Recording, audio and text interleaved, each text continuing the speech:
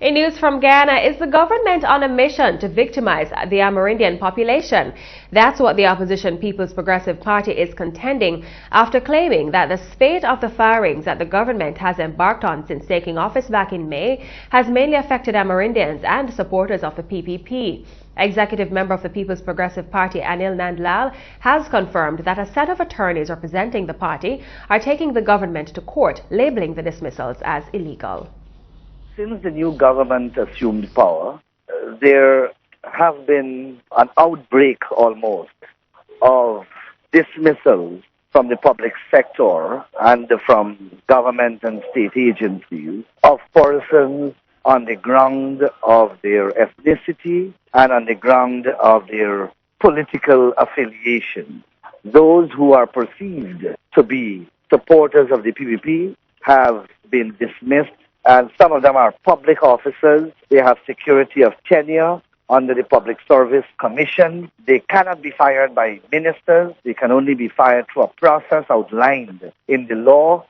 Others, they have contracts. Their contracts stipulate that they must be given notice and they must be paid in lieu of notice if notice period is not going to be observed. And anytime the state dismisses anyone, there is always the rules of natural justice which becomes applicable, and that they must be given a fair hearing. None of these legal processes, procedures, rules, and, of course, industrial practices are being observed.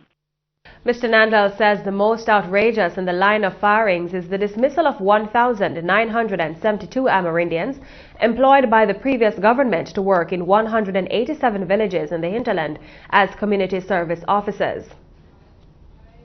These people were specifically trained and they were sent into their communities to impart their skill and their training to contribute to the village economy, because, you know, in the hinterland there is very little economic activity, and government has always tried to find a way of stimulating the economic movement in those economies. That's why we employ those people. We only have a population of about 80,000 Amerindians living in Guyana, and that's 2,000 thereabouts that have been fired. When you look at the people who would depend upon them, their immediate family, let us say that they have a family of an average of 6, you're speaking about 12,000 people out of a population of 80,000. That is a significant number. So you have thousands of families that are affected by these wanton and arbitrary dismissals that have been taking place right across the length and breadth of Guyana. And we have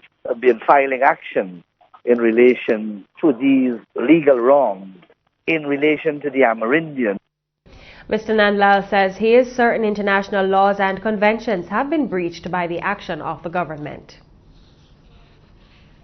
We believe that international laws and conventions have also been violated, because there are international conventions that protect the interests and welfare of the indigenous peoples of the world. And we intend to lobby as far as the United Nations, if it becomes necessary, to ensure that the people are rehired and they are given the pay that they would have worked for, because they were not even paid. By the time we left government, they had already completed a month's work and they were supposed to have been paid for that month's work. Even that salary they were not given.